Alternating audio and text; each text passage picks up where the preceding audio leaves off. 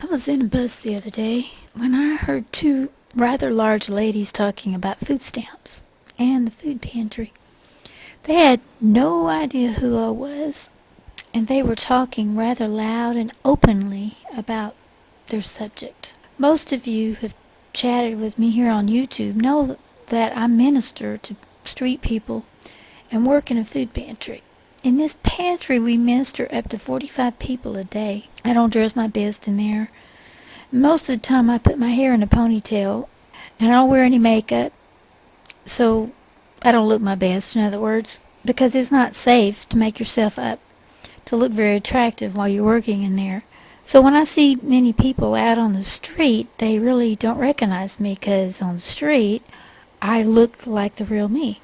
Unless I speak on the street, they really don't know that it's me. Well, these two really didn't know what they were doing this day when they were sitting near me on this bus. Like I said, they were rather on the large side. They were laughing and talking about the pastor that I just happened to work with in this pantry. They said he was so stupid. They love going to see him every month, for he really thinks they have a large family when they live alone. In fact, they had been seeing him for many years, and he always loads them up and gives them even a big turkey and all the fixings in a basket. Every Thanksgiving and Christmas, they make the rounds every month to all the pantries they can, get all they can, and they sell all their food to get their drugs. But this one pastor, he's the best, and they wish they could figure out how they could really get to see him twice a month, because he gives them the best of everything. And all the meats that he gives them, they were telling how big they were, and all the different kinds that he always gives them, because he thinks they have such big families. He's so nice, and they just love fooling him, that it just makes their day. And they can stand all his preaching and his jokes, because they know their car is going to get loaded down in the end. They've been trying to find a way to add new cousins to their food stamps, but they got caught, and they've been told they've been limited, both of them, and they can no longer have their food stamp amount raised anymore because they're at the top limit. But that's alright, because they've been selling their food stamps too, and they just laughed and high-fived each other. I wanted to slap both of them right there on the bus. For this is the very reason why people who need help cannot get it. Abuse of the systems that are in place to help people. Oh, the other day I was listening to another YouTuber, and he had an article in his box that proved just what I was shown, that they are implementing the mark before the end of the year. Little by little, you know that they just passed a law in Louisiana where they're saying you cannot buy with cash anymore. That's at like places like secondhand stores. Well, it's not for the reason that they're giving you. People, please take a look at the world, what they're really doing. They're cutting you out of the picture so they can control you. The link to that video is in the box. This will make it impossible for you to sell your own goods anymore. This is so Big Brother knows every dime you make, and he can tax you. But it also will put in place the mark in your right hand. For we are told you will not be able to buy or sell without it. This just proves right here that they are sneaking it in on you, just like I was told they would in the 1980s by my pastor, and he was so correct in everything he taught me. But this one, he hit that one right on the nose. Now, this article I'm going to talk about is right here in my box as well. People, you think you're getting away with it, but you're not. You're not in control anymore. You're just making it hard on yourself. where they're going to be passing a law very soon that you will not be able to get your food stamps unless you take the mark. That'll stop people like these two women up here. They did it to themselves. You're just making it harder on yourself and everyone else around you, acting like fools, taking advantage of the system that was set in place to help people. They thought it was cute, cheating this pastor and cheating the system. There will be no more angles, and there will be no more pantries. They'll all be closed very soon. Wait and see. The ride. Enjoy that ride as long as you can. The government will remove everything from you. You just wait and see. Starvation and depression is on the way, people around the world. This is not just talking to people in the United States. There's a con around every corner of some kind. But you will not be able to con anyone that has a mark in their right hand or their forehead. They'll know your every move, even your thoughts. You'll be in starvation mode. You'll say, I'm not going to take that mark. Well, this is how they'll cause you to bow. Yep. You'll get so hungry, and your children will be so hungry. And it's like putting a steak in front of you when you think you're about to die. And you'll change your mind and think you're going to take it.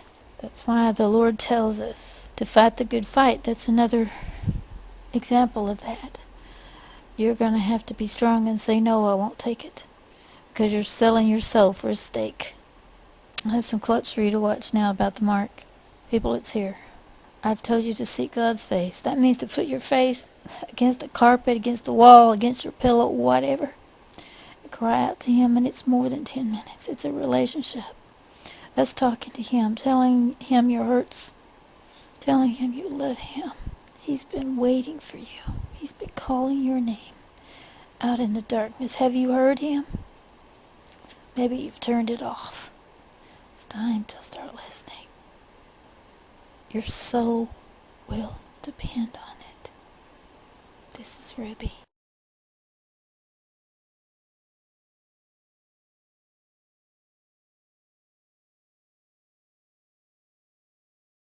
In today's Street Signs What If, we wonder what if we got rid of cash. After all, cash is what keeps terrorists, drug dealers, and gun dealers in business. Could a move to a cashless economy around the world help America? Here now the man with a plan. He wrote about it in Saturday's New York Times, an op-ed called Turn In Your Bin Ladens, as opposed to Benjamin's Yes. Joining us now is Jonathan Lepeau, Associate Professor of Economics at the Naval Postgraduate School in Monterey, California. Great to see you, Jonathan. We really appreciate your taking the time. This op-ed caught our attention on Saturday morning, and we wanted to call you right away. So I guess the first question is, we had looked up on the Federal Reserve. There's about $1 trillion U.S. cash dollars floating around the world. The majority of them, according to the Fed, is outside the United States. What's most of this used for? Well, a good portion of this money is used for transactions in other countries where their local currencies are, weak or not to be trusted. Not all the money that's floating abroad is necessarily money that's being used for illicit or illegal activity. Countries in the third world depend a lot on the U.S. dollar as a means of exchange in the day-to-day economy. However, one can be certain that at least half of the funds involved are indeed being used for gang activity, criminal activity. At least half. And how important is cash, and in particular the U.S. dollar, which ironically, of course, is the country and the currency that terrorists want to bring down the most? How much of terrorist activity is funded through dollars? Oh, we don't know that. But I guess from the point of your op-ed would be, it's important enough to people like the Taliban or Al Qaeda that we need to get rid of the cash concept. That's right. We know that insurgents use cash. However, not necessarily the U.S. dollar. They use euros. They use Afghanis in Afghanistan. They use dinars in Iraq. It's not exclusively an issue that relates to the U.S. dollar. And you know what? To that point, I wanted to follow up with you because, we always think about the U.S. dollar because it still is the fiat currency for the world. Obviously, it's perhaps the most important. But the euro has a 500 euro note now, which obviously means you can have a lot more money in a smaller space if you're trying to smuggle or hand it off in a briefcase. So has the euro become even more important than the dollar, do you think, or not yet? It's not as important as the dollar, and recent events may be damaging the euro's reputation, but it's certainly having a growing, is a growing presence in terms of global crime and insurgency. You see more and more activity with euros. I would mention that the former chief economist at the IMF, Ken Rogoff, criticized the European Central Bank for issuing the 500 euro note. Yeah. His argument was that it's actually a note designed to compete for the business of drug dealers and terrorists. Well, you would imagine for most normal transactions that we all would think of at this point, you're not using that size money. And I know, as you noted in your op-ed, the Treasury stopped issuing $500 notes back in 1969. So your solution is, let's get rid of the cash, and that would cut off a lot of the illicit activity out there, and certainly a lot of the funding for terrorists, et cetera. So how do we do that practically? Well, the beauty of cash is that it's very easy to make transactions, small transactions. We don't use cash anymore to buy a house or a car. Nobody wants to walk around with a suitcase full of money, but you still use cash to buy a Coke at a vending machine, or pay your parking at a parking vending machine at a meter. You still use cash for these things, right, because the cost of making a transaction like that electronically is simply too large relative to the size of the transactions involved. But we don't for things like tolls, right? I mean, so it could be done. First of all, it certainly could be done. And with tolls, you see a very powerful example of how, as technology improves, our ability to toll efficiently without using cash has gotten better. 30 or 40 years ago, toll booths were a cause of congestion, as people would back up and be fiddling with their coins. And now you just drive right through with one of these fast pass magnetic technologies.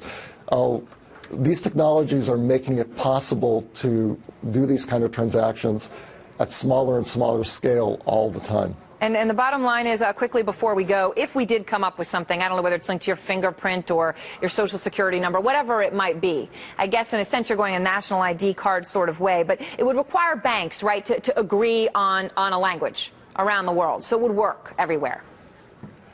Ideally, you would have a single standard worldwide. Those can be very difficult to arrange. You certainly do need to have national standards. And there are a number of countries that have moved in that direction. Singapore, was an early adopter of these kind of technologies, has been working towards a national standard that would allow them to completely eliminate cash.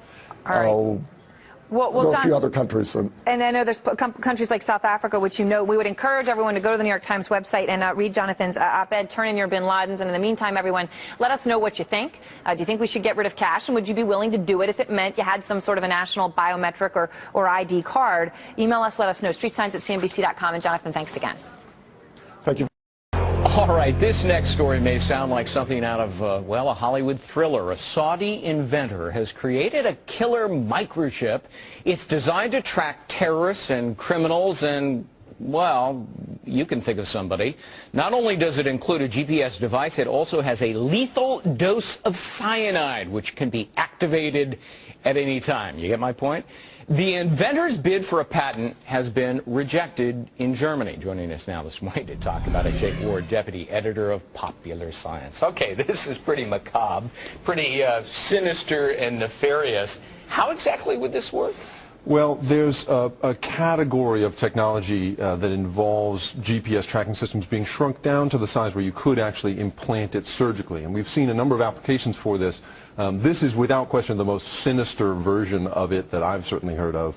And the notion of tracking criminals is not new, but the notion of killing them remotely, I think, is a whole new thing. Yeah, and Germany says, look, we're not going to approve this. That's because right. For that very purpose. And apparently, in some of the paperwork in applying for the patent, you could track fugitives from justice, terrorists, illegal immigrants, criminals, political opponents, defectors, and Saudi Arabians who don't return home from pilgrimage.